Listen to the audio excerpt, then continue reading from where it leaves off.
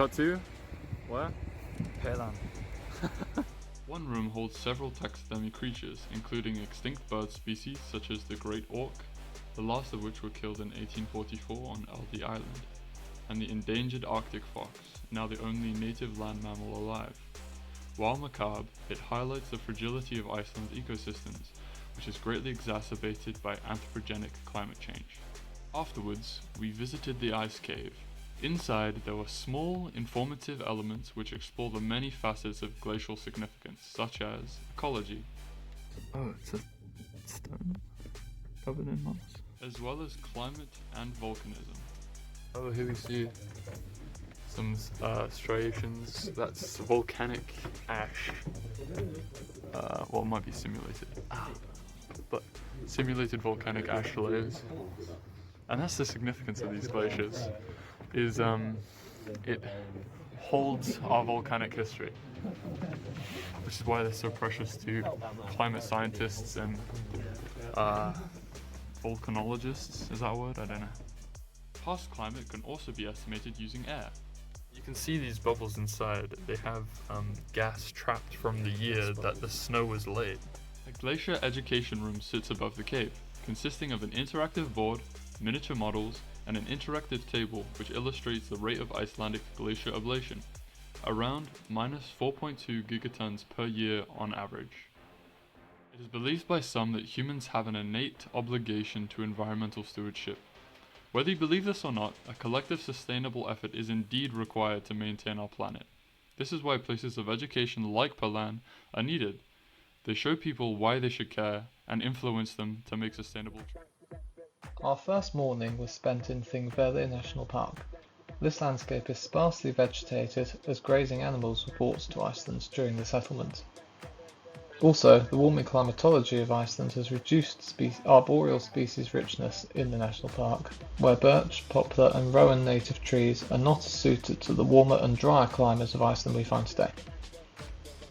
Development occurs rarely here, and footpaths have been kept to a minimum. Afforestation hasn't occurred, however the landscape is being left to rewild naturally with no human intervention.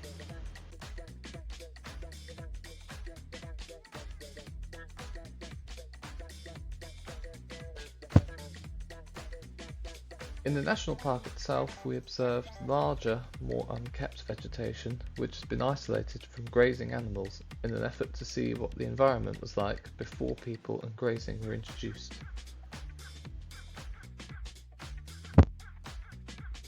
In a few spots along the mid-ocean ridge, there were some rock formations which looked too placed to have been deposited naturally.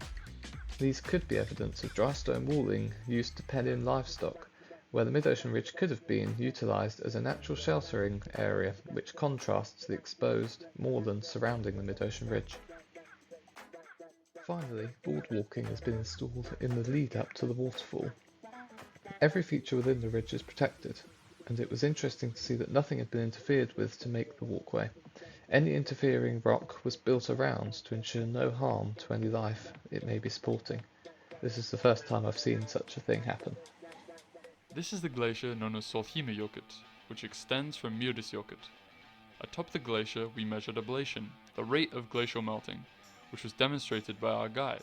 Here we are, the ablation measurement station. First one we've seen. It's about this high up.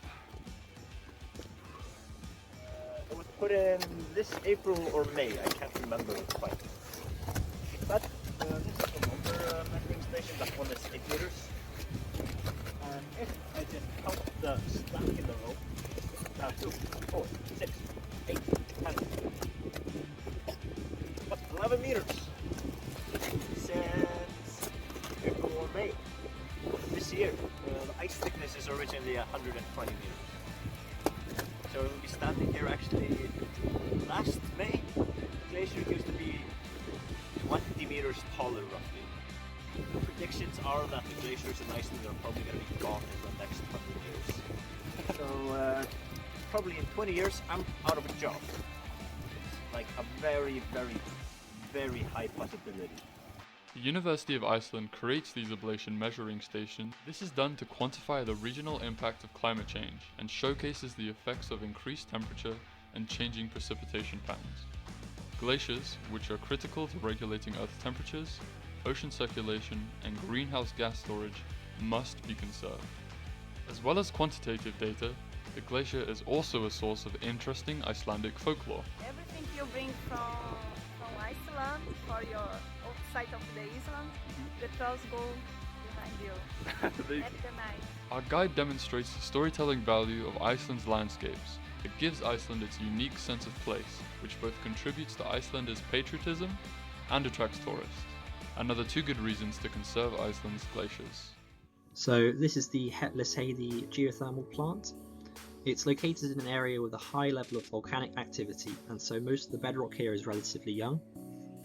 The plant is located over a plate boundary as well. Magma intrusions are common at depth, and aquifers are often found at the border of these intrusions. This magma heats the rock around it, which contains water. This water then becomes heated and becomes geothermal fluid. The steam produced moves turbines which connect to a generator. This is shown in the video playing now.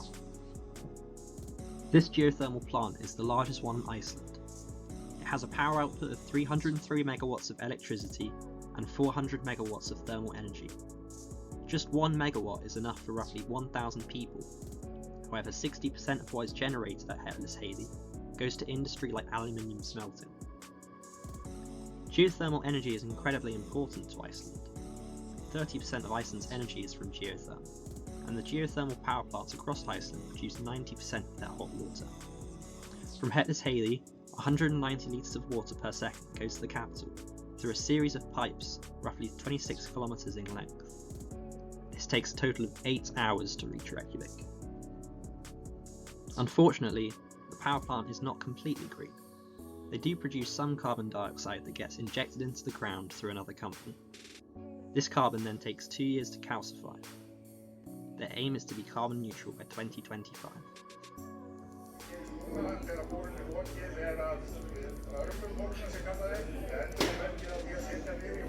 Another fun fact is that there are, as Tom mentioned before, 9 geothermal plants, 4 of which are in the north, 5 in the south, and the reason why there are none in the middle, Tom, is because nobody wants to live there.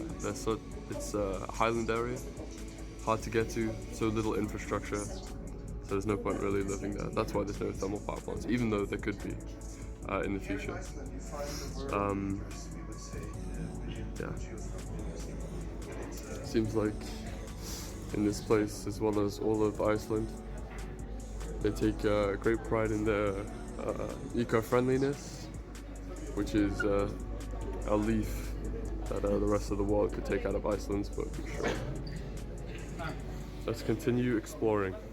This place is called Frøyheimar, I believe, and geothermally heated greenhouse, and that has been something we've been doing in Iceland in one way or another since 1924.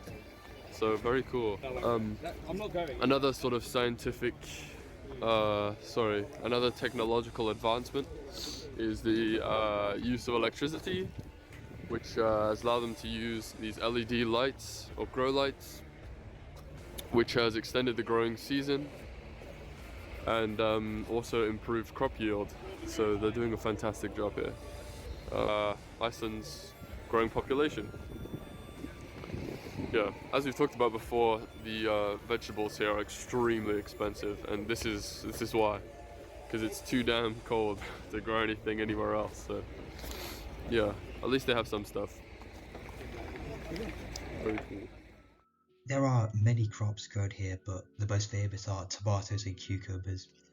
There are multiple types of tomatoes, but the most famous are plum, Flavorino, cocktail and piccolo tomatoes.